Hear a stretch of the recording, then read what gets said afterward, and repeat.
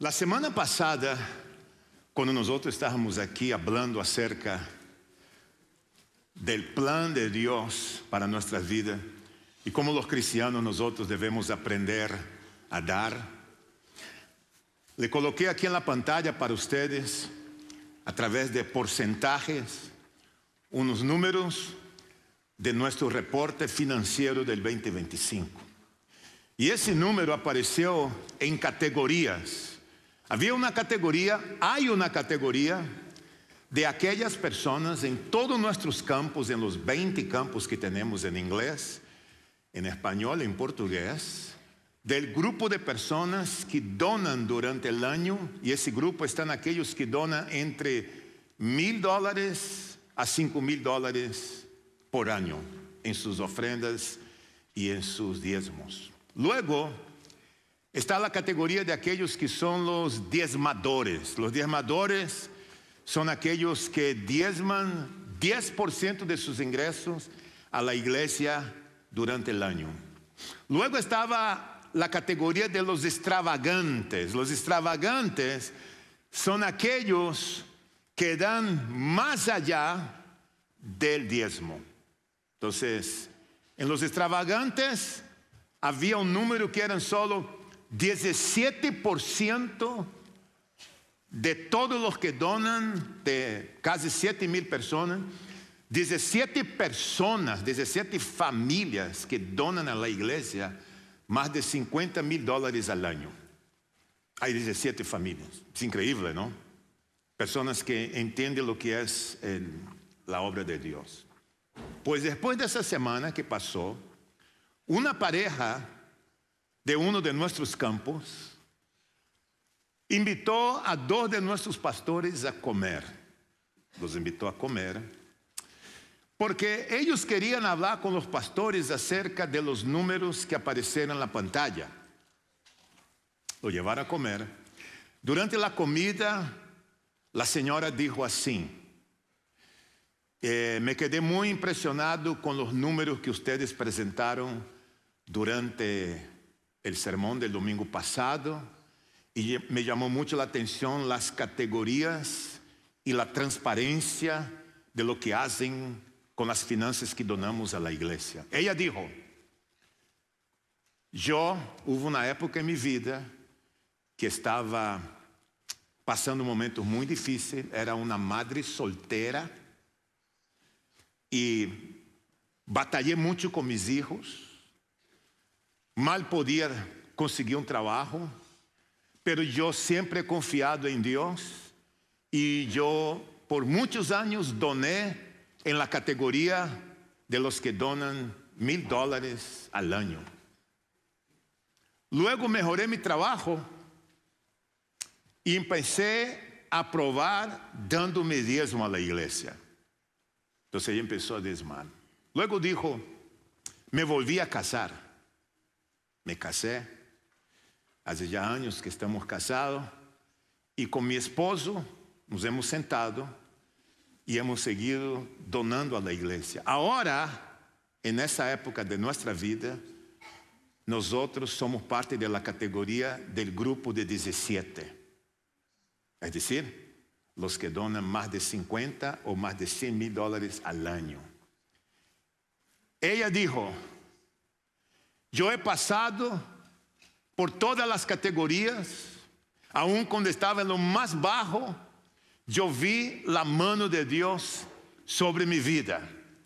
Y ahora que estamos donando en el grupo de los 17, lo que me llamó la atención, decía esa mujer, ella dijo: yo nunca me imaginé que habían otras personas que estaban donando como nosotros. Pensábamos que éramos solo. Cuando escuché esa historia, estaba pensando que es exactamente lo que queremos que todos los miembros de la iglesia familiar puedan entender. De cómo funcionan las finanzas en la iglesia y cómo trabaja Dios en el tema de la finanza. Y muchos de nosotros que estamos aquí, incluyéndote a mí y mi familia, estamos en estas categorías, como les presenté la semana pasada. Si tú no pudiste estar aquí semana pasada, te aconsejo que vayas a YouTube y puedas ver las categorías, puedas ver los números del video. Ahí va a estar toda la información que tú necesitas saber. Nosotros estamos cerrando hoy nuestra serie Búsqueda Incesante, donde nos unimos a Dios en la búsqueda de aquellas personas que no conocen el Evangelio, pero también tiene que ver la manera de cómo los cristianos nosotros financiamos el Evangelio, financiamos la obra de Dios. ¿Sabe por qué? Porque les dije la semana pasada que nosotros los pastores en la iglesia familiar, nosotros no administramos el dinero de la iglesia, nosotros no firmamos cheque. Nosotros como pastores en la iglesia familiar no contamos la plata. Tú nunca vas a poder encontrar un pastor de la iglesia familiar, como yo les dije, en un restaurante sentado con el dinero de la iglesia en el bolsillo o en el shop center, o mucho menos mirando un partido de fútbol con el dinero en el bolsillo contando la ofrenda de domingo. Eso es imposible porque nosotros no tenemos acceso a esto. Por la integridad que existe, la transparencia que hay. Nosotros no decidimos, no elegimos el salario que ganamos. La iglesia no nos da una casa pastoral. La iglesia no paga nuestra gasolina, no paga el carro que manejamos. Recibimos un salario y de ese salario nosotros vivimos de él y hacemos la obra de Dios. De manera que el lugar a donde tú estás ofrendando, tú tienes que estar muy seguro que es un lugar muy transparente. Tenemos nosotros un comité de finanzas, el comité de personal que hace ese trabajo de una manera muy, muy seria, y cada miembro de la iglesia que se congrega en la iglesia familiar tiene acceso a toda la información, a todo dinero que se usa en la obra de Dios. Tú tienes acceso como miembro de la iglesia. Es importante que tú sepas esto. En las últimas semanas nosotros hemos estado hablando de esta tarjeta que está aquí. Esta tarjeta viene con un sobre, y cada año en la iglesia familiar, durante el mes de enero, nosotros ayudamos a discipular al pueblo de Dios y preparamos nuestro presupuesto. Eso funciona de una manera muy sencilla. Es una tarjeta que tiene 2 divisiones. Como tú puedes ver aquí, en la división de abajo es la de Simone y la mía. Hace una semana atrás yo recibí una carta de la iglesia diciendo cuánto fue que dimos del diezmo, porque los dos trabajamos. Cuánto di del diezmo a la iglesia. Cuando vi el número le dije, wow, uno se sorprende, no pensé que había dado de la manera que pudimos dar. Ese año nosotros nos sentamos y ella dijo, deberíamos dar un poquito más. Y ahí entonces, ¿qué hacemos? Tomamos la tarjeta en 2 divisiones y solo colocamos aquí, escribimos acá el número de lo cuánto pensamos donar de aquí hasta enero. Una parte va dentro del sobre, lo cerramos el sobre y nosotros entregamos a la iglesia. En el momento malo vamos a hacer esto. Pero ese sobre, yo no sé cuánto tú escribiste ahí y tú no sabes cuánto yo voy a escribir en el mío, porque es completamente privado. En el sobre no se pone dinero, no se pone cheque en el sobre, solo se escribe el número. Para muchos de ustedes, en ese espacio en blanco, lo que tú vas a poner ahí es 0. Porque algunos de ustedes que están acá no se congregam en la iglesia familiar. Si te congrega en otra iglesia, el mejor lugar que tú puedes ofrendar es en la iglesia donde tú te congregas, para honrar a tu pastor. Para otros que quizás nos están visitando por la primera vez, el número que tú vas a colocar ahí sería una frase: estaremos orando por ustedes. Pero para los miembros de la iglesia, los líderes, los pastores, los diáconos, aquellos que se congregan aquí, nosotros vamos a colocar nuestro número acá. Y al final del servicio, nosotros vamos a tener la oportunidad de caminar hacia adelante, colocar nuestro sobre de compromiso y a la vez, como dijo el pastor José Ignacio, tu ofrenda al regular. Tú vas a traer tu ofrenda y tu sobre más adelante. Pero ahora, lo que vamos a hacer es leer la palabra de Dios. Porque uno de los valores de la iglesia familiar es enseñar la Biblia. Y cada domingo nosotros nos reunimos para estudiar la palabra del Señor. El año pasado estudiamos por 9 meses, primera y segunda los Corintios, y guardamos el capítulo 8, el capítulo 9 para el 2026, el cual nosotros estamos haciendo el cierre el día de hoy. Si tienes tu Biblia contigo, te voy a suplicar que abras tu Biblia, que tome tu programa. Hay 4 cosas interesantes que queremos compartir contigo que se encuentra en tu programa. Ahí está tu programa. Tú puedes tomar nota, eso es para ti. Vamos a leer segunda a los Corintios en el capítulo de número 9, en el verso de número 6, del 6 a 11. Escuchen lo que dice la palabra de Dios. Recuerden esto: el que siembra escasamente, escasamente cosechará. El que siembra en abundancia cosechará. Cada uno debe dar según lo que haya decidido en su corazón. En su corazón. Ahora, dice Pablo, no de mala gana, ni por obligación. Porque Dios ama al que da con alegría. Qué lindo, ¿no? Y Dios puede hacer que toda gracia abunde para ustedes. De manera que siempre, en toda circunstancia, tenga todo lo necesario y toda buena obra abunde en ustedes. Como está escrito, repartió sus bienes entre los pobres, su justicia permanece para siempre. El que le suple semilla, al que siembra también le suplirá para que coma. Aumentará los cultivos y hará que ustedes produzcan una abundante cosecha de justicia. Ustedes serán enriquecidos en todo sentido, para que en toda ocasión puedan ser generosos.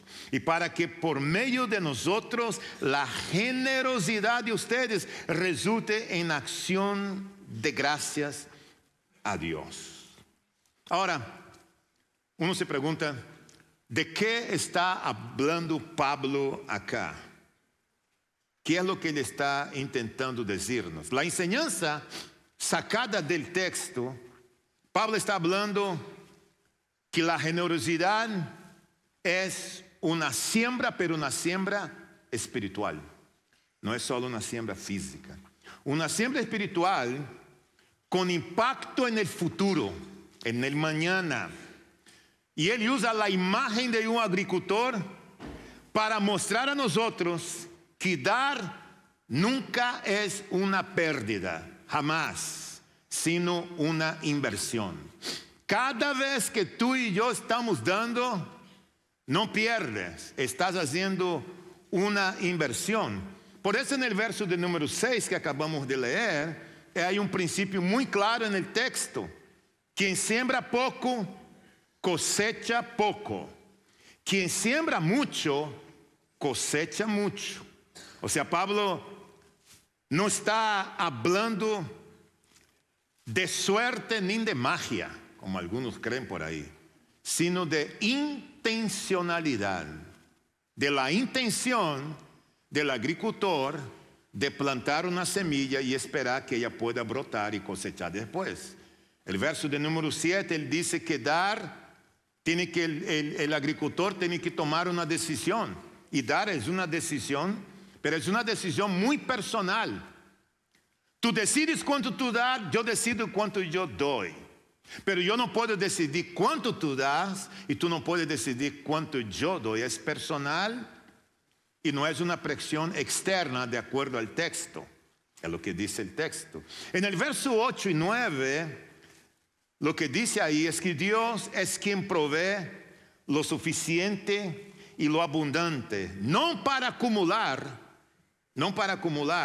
sino para vivir con generosidad constante. Dios te da para que tú aprendas a ser generoso, un hombre generoso y una mujer generosa constantemente. Y los versículos 10 y 11 es Dios que multiplica la semilla para que podamos seguir sembrando. Él multiplica y tú sigues sembrando. El resultado final de todo eso, de acuerdo a lo que dice Pablo, no es solo ayudar a personas, sino gratitud y gloria a Dios. Cada vez que tú estás sembrando, tú estás levantando en alto el nombre de Dios. En otras palabras, si pudiéramos resumir lo que dijo Pablo, él está diciendo que cuando damos con fe, cuando damos con alegría y propósito, Dios usa nuestra generosidad para damos, pero no para hacernos ricos, sino que damos como instrumento de Dios para bendecir a otros. Y de ahí viene la decisión de poder ser verdaderamente generosos. De manera que, considerando lo que acabamos de leer en el texto, déjame mencionar rápidamente 4 principios en el texto que nos ayudan a entender cómo dar de forma estratégica. En el texto, si te gusta tomar nota, dar estratégicamente tiene que ver con el futuro. Te lo voy a repetir. Dar estratégicamente tiene que ver con el futuro. Como les hablé hace poco, Pablo usa la figura del agricultor para la siembra. Y hay una ley, Pablo habla un poco de esto, que es la ley de la siembra y la cosecha.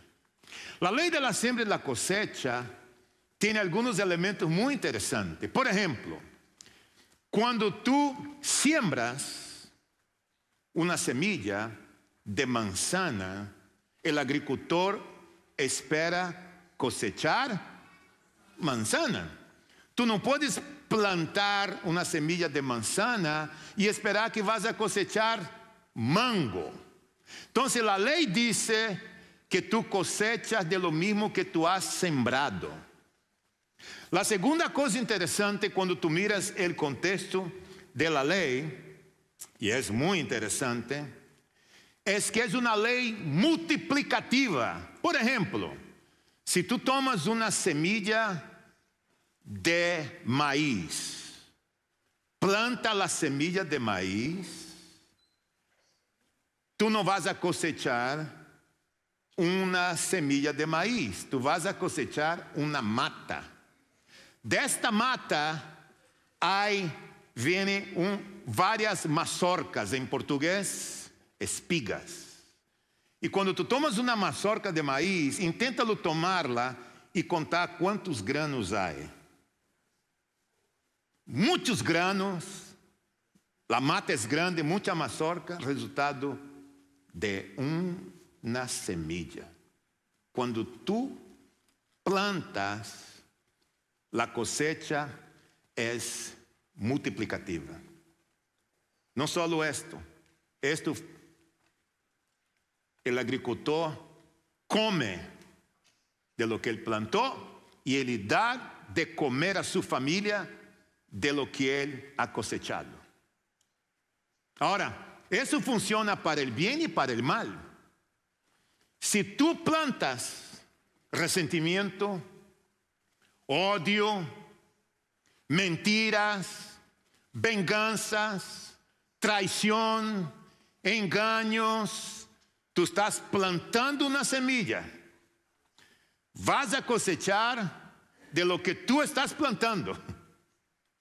No solo esto, vas a cosechar muchas mentiras, muchos engaños, mucho resentimiento, mucha falta de perdón. No solo esto, vas a comer y vas a dar de comer a tus hijos y a las personas que viven en tu casa. Yo he encontrado en muchas familias que he hecho consejería, niños pequeños, llenos de resentimiento, de rencor, de odio. Yo me pregunto, ¿de dónde viene esto? Viene de lo que ha sembrado sus padres en el corazón de los hijos. Sin embargo, si tú plantas fe, paciencia, servicio, bondad, eso es lo que tú vas a comer y es lo que tú vas a dar de comer a tus hijos y eso es lo que tú vas a cosechar de manera multiplicada. De manera que Pablo usa esta figura para enseñar a nosotros acerca de cómo dar de forma estratégica.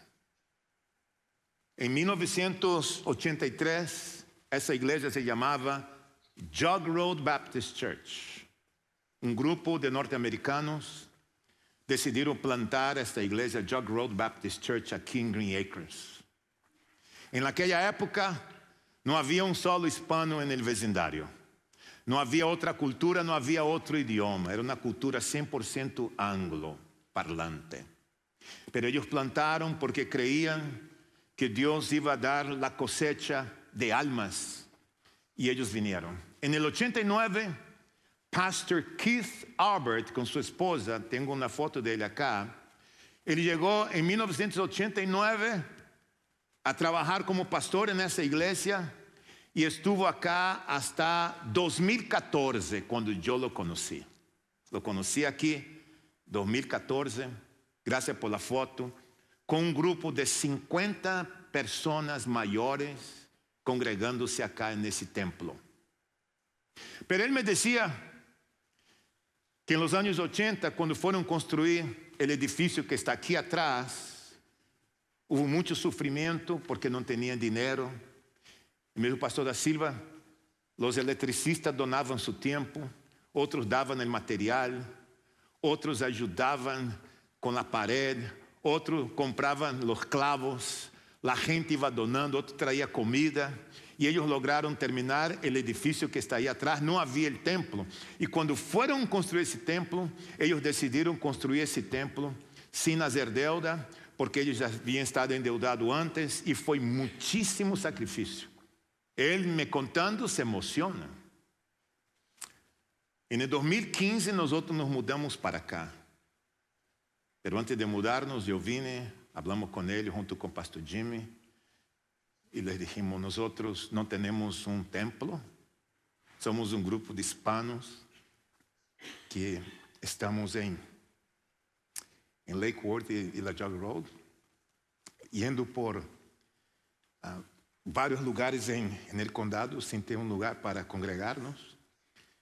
Y nos hemos reunido en hotel, en mi casa, nos reunimos en la orilla de la playa. Nos reunimos en una iglesia metodista, en una bautista, y vamos alquilando, éramos nómades porque no teníamos un lugar.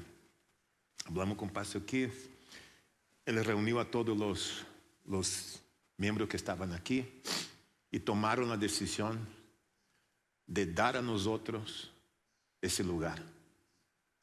Literalmente, puso la mano en el bolsillo y me entregó la llave de la iglesia. Ese fui yo.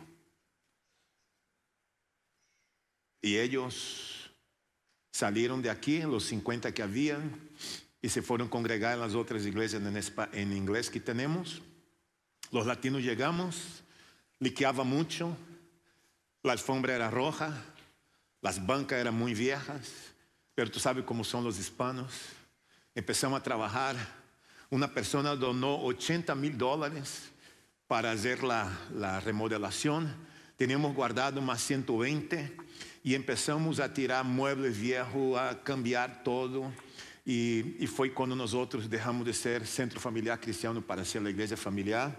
Y el 15 de abril de 2015, en la Pascua de 2015, nos mudamos para acá. Llegamos aquí con cerca de 140 personas, incluyendo los niños. Han pasado 11 años. Hoy tenemos un grupo de casi 900 personas. Hemos visto Deus hacer tantos milagros acá, matrimonios reconciliados, gente siendo sanada, la obra de Dios creciendo. De esa iglesia hemos plantado otras 4 iglesias, pero cuando yo veo todo esto, yo vuelvo al pasado, al grupo de norteamericanos que hicieron una inversión, plantaron una semilla y nosotros hemos sido la cosecha de ellos, en otro idioma, en otro contexto, casi 40 años después. Hoy, tú y yo estamos plantando otra semilla, haciendo una inversión, porque mañana tú no vas a estar aquí, yo no voy a estar aquí, pero hay otra generación de jóvenes que van a llegar aquí, que necesitan una iglesia y necesitan un lugar a donde congregarse. Eso es, iglesia, la obra de Dios, el poder de Dios, es un milagro de Dios, que tú y yo estemos en ese lugar y no hemos dado un centavo porque alguien se sacrificó por nosotros. Hoy nos vamos a sacrificar por alguien más que va a venir. Por eso cuando tú das, tú estás dando para el futuro. Dar estratégicamente debe ser siempre en tu corazón, en mi corazón, una decisión personal. Es una decisión personal. Y la palabra de Dios lo dice. Cada uno debe dar según lo que haya propuesto en su corazón. Yo propuse en mi corazón, tú propones en el tuyo. Yo no sé lo que tú das, tú no sabes lo que yo doy. Dar según lo que ha propuesto en su corazón. El número 3 en tu hojita, dar estratégicamente debe alegrar tu corazón. Porque el texto dice que Dios ama el dador alegre. Dar no es una carga. No dar con tristeza. Si va a dar con tristeza y lágrimas, pero que sean lágrimas de gozo y de alegría.